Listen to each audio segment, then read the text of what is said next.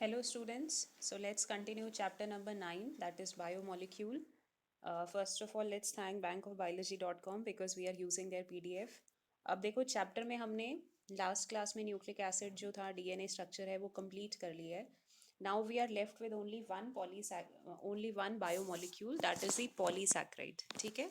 अब ये जो पॉलीसैक्राइड है, जब आप अपनी एनसीईआरटी बुक रीड करोगे तो पेज 145 पे आपको एक शुगर का स्ट्रक्चर बना हुआ है which you can see here on the screen also. तो सबसे पहले आपको बुक में उसकी नंबरिंग करनी है. यू कैन सी कि ये एक हेक्सोस रिंग है. Hexose ring means having 6 elements. But ये आपकी जो रिंग है ये होमोसाइक्लिक नहीं है, रादर इट इज़ हेट्रोसाइक्लिक, क्योंकि इसमें यू कैन सी बाकी सारे तो कार्बन है लेकिन बीच में एक ऑक्सीजन भी अटैच्ड है. तो अगर ऑक्सीजन अटैच्ड होगा तो ये रिंग हमारी कैसी हो जाएगी? हेटेरोसाइक्लिक. अब पॉलीसैकेराइड्स जिसको हम डेली लाइफ में शुगर कहते हैं, आप खुद सोचो अगर आपकी लाइफ में, हमारी लाइफ में शुगर नहीं होगी तो लाइफ कितना, जितनी भी हमारी स्वीट्स हैं जो हम इतना खुश होके खाते हैं वो सारी स्वीट्स नहीं बन पाएंगी. तो जो भी प्लांट्स हैं जैसे कि शुगर केन है उससे हमें मिलती है शुगर, या डिफरेंट सोर्सेज हैं शुगर के. तो polysaccharides are actually very important group of biomolecule because they are giving us energy, rich source of energy है. At the same time we can use them for making different food items and they give lot of taste to our life. तो इसमें ये जो सबसे पहले ring given है आपकी book में, उसके नीचे देखो लिखा होगा ग्लूकोज, और उसका जो स्ट्रक्चर मेंशन है दैट इज C6H12O6. ये वाला स्ट्रक्चर उसमें मेंशनड है. तो इसकी पहले नंबरिंग करके देखते हैं. सो यहाँ से हम नंबरिंग इसकी स्टार्ट करेंगे. 1, ये हमारा फर्स्ट कार्बन है. This is the second carbon, this is the third carbon, this is the fourth carbon. ये जो रिंग के अंदर है ये फिफ्थ कार्बन है. और ये जो रिंग के बाहर बना हुआ है CH2H, क्योंकि स्क्रीन का पीछे बैकग्राउंड जो है ब्लैक है, I am not able to see but not able to mark. तो ये जो आपका रिंग के बाहर है CH2OH, उसको 6 मार्क कर लेना. तो 6 कार्बन होते हैं इसमें, बट 6 कार्बन जो है वो रिंग के बाहर है. रिंग के अंदर 5 कार्बन हैं, 1 ऑक्सीजन एटम है. So this will be a heterocyclic ring. ठीक है. ग्लूकोज पाउडर सबने देखा ही है, हम यूज़ भी करते हैं डेली लाइफ में. ग्लूकॉन डी या डिफरेंट ब्रांड्स के उसमें आता है. तो ये जो ग्लूकोज है इसका फॉर्मूला है C6H12O6. और अगर हम ये मॉलिक्यूलर फॉर्मूला है, स्ट्रक्चर ड्रॉ करेंगे, this will be the structure. So you should know how to do the numbering. Again I am telling you, ये फर्स्ट कार्बन है, सेकेंड, थर्ड, फोर्थ, फिफ्थ. और जो 6 कार्बन है CH2OH, it lies outside the ring. एक और भी हमारी simplest unit है, जैसे प्रोटीन की सिंपलेस्ट यूनिट थी अमाइनो एसिड, तो पॉलीसैकेराइड्स की सिंपलेस्ट यूनिट होती है मोनोसैकेराइड. सबसे सिंपलेस्ट यूनिट होती है मोनोसैकेराइड. मोनो वर्ड का मतलब होता है वन, सैक्रम वर्ड का मतलब होता है शुगर. तो अगर एक सिंपल सी सिंगल यूनिट है वही सबसे उसकी सिंपलेस्ट यूनिट होगी, और जब बहुत सारी मोनोसैकेराइड्स ज्वाइन हो जाएंगी तो पॉलीसैकेराइड फॉर्म होगा. That we will see how it is formed. एक और भी सिंपल यूनिट होती है शुगर की विच इज कॉल्ड राइबोस. इसका स्ट्रक्चर भी आपकी बुक में बना हुआ है बच्चे. यहाँ पे देखो ये, लेकिन यहाँ पे जो रिंग है ये हेक्सोस टाइप की रिंग नहीं है, पेंटोस रिंग है. Pentose ring means having 5 elements. तो ये हमारा फर्स्ट कार्बन हो गया, सेकेंड कार्बन हो गया, थर्ड कार्बन हो गया. ठीक है. Then we are having fourth carbon, और ये फिर हमारा फिफ्थ कार्बन हो गया. ये वाली जो राइबोज शुगर थी ये तो हमने डीएनए आरएनए के स्ट्रक्चर में करी है, बट ये अभी हमारा इस पॉइंट ऑफ टाइम पे ये इंपॉर्टेंट नहीं है. Rather we have to focus on the glucose thing. तो ग्लूकोज का स्ट्रक्चर मैंने आपको बता दिया, C6H12O6. Okay. Now let's see कि ये जॉइन कैसे होते हैं. तो सबसे पहले तो पेज 145 पे आपको ये स्ट्रक्चर करना है. उसके बाद ये जो टॉपिक है ये स्प्लिट करके गिवन है. Then take out page number 148 in your book, वहाँ पे पॉलीसैकेराइड हेडिंग मेंशन्ड है. So before we discuss this polysaccharide, let's discuss the different example. देखो वर्ड को स्प्लिट करके मीनिंग समझोगे तो कोई प्रॉब्लम नहीं होगी. पॉली वर्ड का मतलब होता है मैनी. ओके. सैक्राइड्स वर्ड का मतलब होता है सैक्रम या शुगर. तो जब बहुत सारे शुगर के जो सिंपल यूनिट्स हैं जिसको कि हम मोनोसैक्राइड्स बोल रहे हैं, अगर बहुत सारे मोनोसैक्राइड्स जॉइन हो जाएंगे तो एक पॉलीसैक्राइड जो है वो फॉर्म हो जाएगा. तो पॉलीसैक्राइड में सबसे पहला जो एग्जाम्पल है, डेली लाइफ में आपने सुना होगा ना, स्टार्च होता है. पोटैटो के अंदर स्टार्च है, राइस के अंदर स्टार्च है. तो अब हमें इनका बेसिक डिफरेंस जो है वो हमें स्टडी करना है. जैसे स्टार्च आपको पता है प्लांट अपने अंदर फूड जो भी एक्स्ट्रा वो बनाते हैं उसको वो स्टार्च के फॉर्म में स्टोर करते हैं. And this starch is a homopolymer of glucose. Homopolymer, heteropolymer, these two terms have been used in the NCERT. Homo word का मतलब होता है बच्चे सेम. मतलब जिसमें सारी यूनिट्स एक ही होंगी और उसी को ज्वाइन करके लार्ज मॉलिक्यूल बना है, दैट इज कॉल्ड होमोपॉलीमर। तो ये जो एक छोटा सा ऐसे बना हुआ है, ये एक ग्लूकोज का स्ट्रक्चर है जो अभी हमने पिछली स्लाइड में देखा था। और ये जो बीच में ग्रीन कलर की लाइन है, अभी हम आगे देखेंगे, this is the glycosidic bond. तो जब बहुत सारे शुगर मॉलिक्यूल्स ऐसे आपस में ग्लाइकोसाइडिक बॉन्ड से ज्वाइन हो जाएंगे, और जैसे कि हमने प्रोटीन में अल्फा हेलिक्स वाला स्ट्रक्चर पढ़ा था, कुछ कुछ उसी तरीके से शेप अक्वायर कर रहे हैं, जैसे पेन के पीछे हमारा स्प्रिंग होता है, कॉइल होता है। तो if they are acquiring a structure like this, then this polysaccharide will be called starch. तो स्टार्च जो है सिर्फ ग्लूकोज मॉलिक्यूल ही है, बहुत सारे ग्लूकोज मॉलिक्यूल ज्वाइन हो गए और ऐसे उन्होंने हेलिक्स जैसा स्ट्रक्चर बना लिया, so this polysaccharide will be called starch. अब ये जो स्टार्च है, प्लांट अपना फूड जो है वो स्टार्च के फॉर्म में स्टोर करते हैं। फिर एक दूसरा भी मॉलिक्यूल हमारे पास है, दैट इज दी सेल्यूलोज। अब ये सेल्यूलोज क्या चीज़ है and how is it different from starch, that we have to see. अगर आप डेफिनेशन देख रहे हो स्टार्च और ग्लूकोज की, तो आपको कोई डिफरेंस नहीं नज़र आ रहा। वहाँ पे भी लिखा हुआ था होमोपॉलीमर ऑफ ग्लूकोज, यहाँ पे भी लिखा हुआ है homopolymer of glucose. Then what is the difference? अगर दोनों सेम है तो हमने दो अलग अलग नेम्स क्यों यूज़ करे? We could have use the same name, but there is actually a lot difference. एक तो पहले आप स्ट्रक्चर देखो, ये जैसे अल्फा हेलिक्स था उस टाइप का स्ट्रक्चर है प्रोटीन का, मीन्स हेलिकल कॉइल्ड शेप है। ये जो सेल्यूलोज है, इसका स्ट्रक्चर आप देखो, इसमें बहुत सारी स्ट्रेट लाइन स्ट्रक्चर्स हैं जो आपस में शीट के फॉर्म में अरेंज्ड हो गई हैं। तो एक तो इसका स्ट्रक्चर डिफरेंस है। दूसरा, ये भी बहुत सारे ग्लूकोज यूनिट से ज्वाइन होके ही बनता है, लेकिन यहाँ पे जो नेचर ऑफ बॉन्ड है, ग्लाइकोसाइडिक बॉन्ड ही है, अभी नेक्स्ट स्लाइड में और डिटेल में करेंगे। बट यहाँ पे जो ग्लाइकोसाइडिक बॉन्ड होता है वो बीटा टाइप का बॉन्ड होता है। अल्फा बीटा दो टाइप के ग्लाइकोसाइडिक बॉन्ड होते हैं, which we will discuss in the next class. तो स्टार्च में दो ग्लूकोज मॉलिक्यूल्स के बीच में जो बॉन्ड होता है वो अल्फा ग्लाइकोसाइडिक बॉन्ड है। सेल्यूलोज के बीच में दो ग्लूकोज यूनिट्स के बीच में जो बॉन्ड होता है, that is the beta glycosidic bond. ठीक है, अब ये बीटा ग्लाइकोसाइडिक बॉन्ड क्या चीज़ है, that we have to see in the next slide. तो नेचर ऑफ बॉन्ड डिफरेंट है, एक चीज़ हमें समझ में आई। दूसरा, इनका स्ट्रक्चर डिफरेंट है। ये हेलिकल स्ट्रक्चर है और ये ऐसे शीट्स के फॉर्म में है, बहुत सारी स्ट्रेट लाइंस जो हैं वो आपस में अटैच हो गई इन द फॉर्म ऑफ शीट। अब सेल्यूलोज आपको पता है प्लांट कहाँ पे प्रेजेंट होता है, प्लांट्स के सेल वॉल में प्रेजेंट होता है। सेल्यूलोज के फॉर्म में प्लांट कभी भी अपना एक्स्ट्रा फूड स्टोर नहीं करता, cellulose is only present in the cell wall. या फिर जो हमारे कॉटन के फाइबर्स होते हैं, ये नीच वगैरह में बहुत क्वेश्चन आता है कि जो कॉटन फाइबर्स हैं, they are made up of which molecule? तो cotton fibres are actually made up of cellulose. अब ये जो टाइप ऑफ बॉन्ड है, जैसे मैंने बताया स्टार्च में अल्फा टाइप ऑफ बॉन्ड है, सेल्यूलोज में बीटा टाइप ऑफ बॉन्ड है। ये डिसाइड करता है whether we are able to digest it और नॉट। आपने देखा होगा स्टार्च तो हम डाइजेस्ट कर लेते हैं, पोटैटो में स्टार्च है, राइस में स्टार्च है, बहुत सारे डिफरेंट फूड आइटम्स में स्टार्च होता है, and we eat starch on a daily basis, और हमें डाइजेस्ट भी हो जाता है क्योंकि हमारी बॉडी में जो कार्बोहाइड्रेट डाइजेस्टिंग एंजाइम्स हैं वो alpha type of glycosidic bond को ब्रेक कर सकते हैं। तो जब alpha type of glycosidic bond break हो जाएगा तो सारे ग्लूकोज मॉलिक्यूल अलग अलग हो जाएंगे और हमें उस फूड से एनर्जी मिलेगी।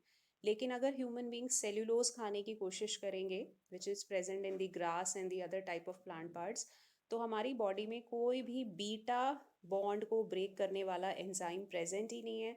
सो we can not digest cellulose. उसमें हम हमारी बॉडी जो है ग्लूकोज को उसको ग्लूकोज में चेंज नहीं कर पाएगी, उससे हमें कोई एनर्जी नहीं मिलेगी। So that is why humans are not able to eat cellulose. But आपने देखा होगा बहुत सारे कैटल्स होते हैं, काउ है, बफेलो है, they are eating grass on a daily basis और उनको डाइजेस्ट भी हो जाता है बिकॉज उनकी बॉडी में beta type of enzyme present है which can digest, which can break this type of bond and they can get energy from cellulose. Similarly आपने देखा होगा टर्माइट्स होती हैं घर में, आपने कहीं पे किचन में या कहीं पे भी डोर्स बनाए हैं वुडन के, या खिड़कियों में आपने लगवाई है वुडन का कुछ काम कराया है, तो उसमें कई बार दीमक लग जाती है, टर्माइट्स लग जाती है, और टर्माइट्स जो लकड़ी है उसको पूरा डैमेज कर देती हैं। तो वुड अगर आप यूज़ कर रहे हो दरवाज़ों में, खिड़कियों में, इट्स नथिंग, इट्स सेल्यूलोज। तो इसका मतलब टर्माइट्स के अंदर भी कुछ ऐसे एंजाइम्स प्रेजेंट हैं जो बीटा बॉन्ड को ब्रेक कर सकते हैं and they can get energy from cellulose, तभी तो टर्माइट्स जो हैं वो वुड को खा रही हैं। So depending upon what type of enzyme we are having, it will be decided whether we are getting energy from it or not. Cellulose से हमें कोई एनर्जी मिलती नहीं है, बॉडी उसको डाइजेस्ट ही नहीं कर पाती है. So that is why humans can not eat cellulose, we can only eat starch. उसके बाद now let's see the third thing. Glycogen भी एक हमें पढ़ना है. ग्लाइकोजन भी देखो यही लिखा हुआ है, होमोपॉलीमर ऑफ ग्लूकोज. अब फिर से वही कंफ्यूजन की, फिर क्या डिफरेंस है इसमें. तो जो ग्लाइकोजन है वो ह्यूमंस की बॉडी में, देखो किस तरीके से बॉडी उसको स्टोर कर रही है, उसमें किस टाइप के बॉन्ड है, किस टाइप का स्ट्रक्चर है, उसके अकॉर्डिंग साइंटिस्ट ने डिफरेंट नेम दिए हैं. तो जो ग्लाइकोजन है वो भी देखो ग्लूकोज ही है, ये जो बना हुआ है हमारा एक ऐसे हेक्सागन जैसा, दिस इज वन ग्लूकोज. और बीच में जो बॉन्ड है ये अल्फा टाइप का ही बॉन्ड है, बट इसका स्ट्रक्चर इसके रिस्पेक्ट में डिफरेंस है. ये आपका हेलिक्स के फॉर्म में प्रेजेंट था, ये स्ट्रेट चेन भी है और कुछ कुछ साइड में थोड़ा बहुत ब्रांचिंग फॉर्म में भी है. ये स्टार्च होता है, ये सिर्फ प्लांट्स के अंदर प्रेजेंट है, because plants are storing their food in the form of starch. एक तो स्ट्रक्चर डिफरेंट है, दूसरा ग्लाइकोजन जो होता है वो सिर्फ एनिमल्स बनाते हैं. एनिमल्स जो होता है अपनी बॉडी में जितना भी एक्स्ट्रा कार्बोहाइड्रेट है उसको ग्लाइकोजन के फॉर्म में स्टोर करते हैं इन द लिवर. तो क्योंकि इसका स्टोरेज डिफरेंट है, डिफरेंट ग्रुप ऑफ ऑर्गेनिजम्स में बन रहा है, स्ट्रक्चर भी डिफरेंट है, हालांकि दोनों टेक्निकली स्पीकिंग ग्लूकोज से ही बने हुए हैं, ग्लूकोज के ही पॉलीमर्स हैं, बट उनका स्ट्रक्चर डिफरेंट है, the way they are stored, कौन से ग्रुप ऑफ ऑर्गेनिज्म में स्टोर्ड हो रहे हैं, accordingly we have given them a different name. Then we have last type of polysaccharide which is there in our syllabus, that is the inulin. अब ये जो inulin है ये भी एक पॉलीमर है, बट यहाँ पे ये फ्रक्टोज का पॉलीमर है. अभी आपका चैप्टर, ये सेम चैप्टर आप क्लास 12 केमिस्ट्री में भी पढ़ोगे. जैसे भी हमने पीछे केमिस्ट्री पीछे वाली स्लाइड में देखा है कि जो ग्लूकोज का स्ट्रक्चर है वो है C6H12O6. जब आप और डिटेल में स्ट्रक्चर को पढ़ोगे क्लास 12 केमिस्ट्री में तो वहाँ पे आप देखोगे कि ग्लूकोज के अंदर एल्डिहाइडिक ग्रुप प्रेजेंट होता है, that is a CHO group. अब ये जो फ्रक्टोस है ये ग्लूकोज का ही आइसोमर है, मतलब उनका मॉलिक्यूलर फॉर्मूला सेम है. इनफैक्ट फ्रक्टोज का भी सेम ही होता है, लेकिन फ्रक्टोज में कीटो ग्रुप प्रेजेंट है, C डबल बॉन्ड O. तो ये डिटेल आप पूरा केमिस्ट्री में पढ़ोगे, बट अभी थोड़ा सा ब्रीफ में माइंड में रखना है कि जो ग्लूकोज है उसका फॉर्मूला C6H12O6 है, उसमें एल्डिहाइडिक ग्रुप प्रेजेंट है, CHO ग्रुप प्रेजेंट है. ये जो हमारा फ्रक्टोज है इसका मॉलिक्यूलर फॉर्मूला C6H12O6 है, इसमें कीटो ग्रुप प्रेजेंट है, C डबल बॉन्ड O. अब जब बहुत सारे फ्रक्टोज आपस में ज्वाइन हो जाएंगे तो एक पॉलीमर बनाएंगे, उसका नेम हो जाएगा इन्यूलिन. अब ये इन्यूलिन जो होता है ये लेट्स सी कि किस टाइप के फ्रूट्स में प्रेजेंट है. ये वीट में प्रेजेंट होता है, ठीक है, ये बनाना में प्रेजेंट होता है, देन और भी बहुत सारे फ्रूट्स वेजिटेबल हैं, एस्पैरेगस है उसमें प्रेजेंट होता है. तो अगर आपके घर में कोई डायबिटिक पेशेंट है, मतलब कोई फैमिली मेम्बर है जिसको शुगर की या डायबिटीज़ की प्रॉब्लम है, तो वो शुगर तो नहीं खा सकते हैं.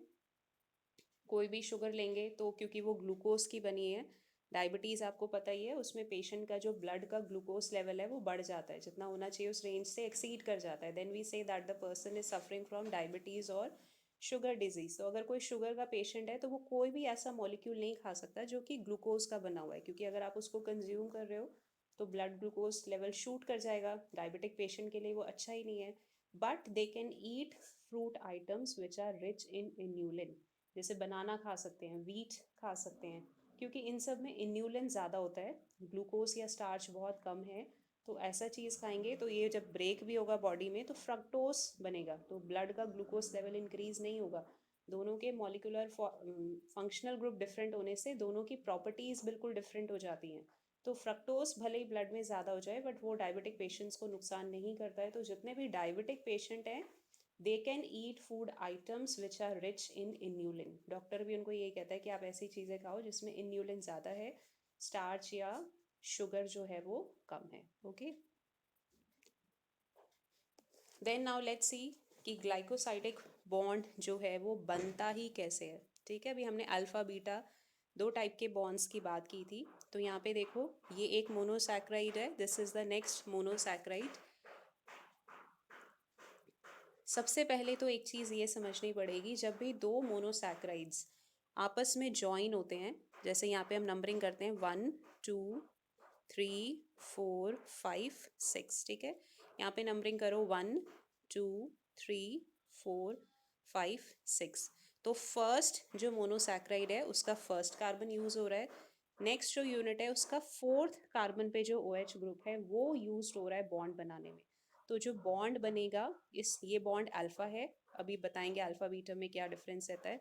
और क्योंकि इसमें वन और फोर्थ कार्बन इन्वॉल्व है, ये जो दोनों सब यूनिट्स आगे चल के बॉन्ड बना रही हैं, इसका फर्स्ट कार्बन इसका फोर्थ कार्बन इन्वॉल्व है, तो इस बॉन्ड का नेम हो जाएगा अल्फा 1,4 ग्लाइकोसाइडिक बॉन्ड। ठीक है, again I am repeating, bond का नेम क्या हो जाएगा, अल्फा 1,4 ग्लाइकोसाइडिक बॉन्ड। यहाँ पे सिंपली डिहाइड्रेशन रिएक्शन हो रही है, मतलब वाटर रिमूव हो रहा है। ठीक है, वाटर रिमूव हो गया, दो OH थे, एक आपका वाटर मॉलिक्यूल रिमूव हो गया, तो सिर्फ एक ऑक्सीजन बचेगा। उस ऑक्सीजन के थ्रू दोनों जो ग्लूकोज यूनिट्स थी वो आपस में ज्वाइन हो जाएंगी। तो अगर एक ऑक्सीजन एटम के थ्रू दो शुगर यूनिट्स आपस में ज्वाइन हो गई हैं, या कोई भी दो मॉलिक्यूल्स ज्वाइन हो गए हैं, then this bond will be called glycosidic bond. अगर आपको याद हो, हमने लास्ट क्लास में न्यूक्लियोसाइड करा था जिसमें कि नाइट्रोजन बेस और शुगर ज्वाइन होता है, वहाँ पे भी हमने लिखा था ग्लाइकोसाइडिक बॉन्ड। तो ग्लाइकोसाइडिक बॉन्ड यही होता है जिसमें दो सब यूनिट्स ऑक्सीजन के थ्रू एक सिंगल ऑक्सीजन एटम के थ्रू अटैच हो जाती हैं, दैट टाइप ऑफ सब bond is called glycosidic bond. तो ये हमारा अल्फा टाइप का बॉन्ड है, फर्स्ट और फोर्थ कार्बन इन्वॉल्व है, तो इसका कंप्लीट नेम हो जाएगा अल्फा 1,4 ग्लाइकोसाइडिक बॉन्ड। ओके, अब बीटा बॉन्ड कैसे बनता है ये हम देख लेते हैं। एक्चुअली ये जो हमने ये वाली सब यूनिट बनाई है, इसको अगर हम फ्लिप करके लिख दें, मतलब इस मॉलिक्यूल को उल्टा करके लिख दें, ये आपको वीडियोस के थ्रू ही समझ में आएगा, I will send a video. इसको मॉलिक्यूल को केमिस्ट्री वाइज अगर हम देख रहे हैं, मॉलिक्यूल की रिंग है, ये आपको पता है, ये 3 डायमेंशनल स्ट्रक्चर है। यहाँ पे तो हमने स्लाइड में बनाया तो आपको फ्लैट दिख रहा है, बट ये जो बेंजीन रिंग होती है या ये जो हेक्सागोनल रिंग है, ये पूरा 3D स्ट्रक्चर है। तो अगर आप इसको फ्लिप कर दोगे, ये वाला CH2OH नीचे आ जाएगा और ये OH ऊपर चला जाएगा, जब आप रिंग को ऐसे घुमा के उल्टा कर दोगे। तो फिर ये OH ऊपर चला गया और ये वाला HOH नीचे था। तो जब ये बॉन्ड बनाएंगे, यहाँ पे तो ऑक्सीजन जो है बिल्कुल नीचे की तरफ आ रहा है, ये जो ऑक्सीजन होगा ये ऐसे ऊपर की साइड शिफ्ट हो जाएगा। जो ग्लाइकोसाइडिक बॉन्ड है, अगर हम ऐसे स्ट्रेट प्लेन देख रहे हैं, तो ये जो बॉन्ड था वो प्लेन के, ये तो प्लेन के नीचे है, जैसे आप पेपर का प्लेन इमेजिन कर रहे हो, उसके नीचे बॉन्ड आ रहा है। ये वाला जब बॉन्ड बनेगा तो पेपर के प्लेन के ऊपर चला जाएगा। सो this type of bond will be called beta glycosidic bond. अभी इसको हमने ज़्यादा डिटेल में नहीं करना है, एनी हाउ ये आप पढ़ोगे केमिस्ट्री में क्लास 12 में, तो वहाँ पे आपको और ज़्यादा क्लियर हो जाएगा। Rest I will send a video, उसको एक बार देख लेना, तो आपको अल्फ़ा बीटा बॉन्ड का जो डिफरेंस है वो क्लियर हो जाएगा। तो सिर्फ अल्फ़ा बीटा बॉन्ड में शुगर किस ओरिएंटेशन में है, किस तरीके से अरेंज्ड है, और ये जो बॉन्ड है वो पेपर के प्लेन के नीचे है या पेपर के प्लेन के ऊपर है, that will decide whether it is a alpha bond और a beta type of bond. उसके बाद कुछ कॉम्प्लेक्स पॉलीसैक्राइड्स भी हो सकते हैं। कॉम्प्लेक्स पॉलीसैक्राइड्स जैसे कि काइटिन, हमने पढ़ा हुआ है कि फंजाई के सेल वॉल में होता है chitin, I hope all of you remember. तो ये जो काइटिन हमने डिस्कस किया था कि जो कि प्रेजेंट होता है फंजाई के सेल वॉल में, this chitin is actually a sugar, है तो ये कार्बोहाइड्रेट, बट इसके अंदर नाइट्रोजन कंटेनिंग कंपाउंड्स होते हैं। तो अगर शुगर के साथ कोई नाइट्रोजन कंटेनिंग कंपाउंड जुड़ जाएगा तो वो कॉम्प्लेक्स शुगर बन जाएगी, and this type of complex sugar will be called chitin, जो कि इंसेक्ट्स के एक्सोस्केलेटन में भी होती है। बहुत सारे इंसेक्ट्स का जो बॉडी के बाहर स्केलेटन होता है वो काइटिन का बना हुआ है। फंजाई के सेल वॉल में काइटिन बना हुआ है, कि यहाँ पे देखो क्या लिखा हुआ है, N acetyl glucosamine, means glucosamine तो नाइट्रोजन शुगर हो गया, N acetyl nitrogen containing group हो गया। तो शुगर के अंदर अगर कोई नाइट्रोजन कंटेनिंग कंपाउंड ज्वाइन हो जाएगा, then that type of sugar will be called complex sugar. तो ये जो काइटिन है, this is an example of complex sugar. अभी आप क्लास 12 में भी पढ़ोगे हमारे रेड ब्लड सेल्स के ऊपर, कि हमारा रेड ब्लड सेल ए टाइप का है, बी टाइप का है। वो डिसाइड होता है कि हमारे रेड ब्लड सेल्स के ऊपर किस टाइप का शुगर प्रेजेंट है। ठीक है, किस टाइप का शुगर प्रेजेंट है वो डिसाइड करता है कि हमारा कैसा होगा ये। तो ये जो हमारा शुगर है, वहाँ पे जब हम रीड करेंगे चैप्टर 18 में, अभी क्लास 11 में ही, तो वो जो शुगर प्रेजेंट होता है आरबीसी के ऊपर, वो भी एक कॉम्प्लेक्स शुगर है। ठीक है, कॉम्प्लेक्स शुगर इसलिए है क्योंकि वहाँ पे भी शुगर के साथ कुछ नाइट्रोजन कंटेनिंग ग्रुप्स ज्वाइन हो जाते हैं। दो टाइप की शुगर्स होती हैं, ए और बी। हमारे आरबीसी के ऊपर जिस टाइप की शुगर प्रेजेंट होगी उसी टाइप का हमारा ब्लड ग्रुप हो जाएगा। That we will discuss in chapter 18। So with this I think we have finished polysaccharides. एक लास्ट स्लाइड है यहाँ पे, ये डायग्राम आपकी बुक में बना हुआ है। This is the diagram of glycogen. Glycogen मैंने आपको बताया था होमोपॉलीमर ऑफ ग्लूकोज है। एनिमल्स की बॉडी कार्बोहाइड्रेट को स्टोर करती है ग्लाइकोजन के फॉर्म में इन द लिवर।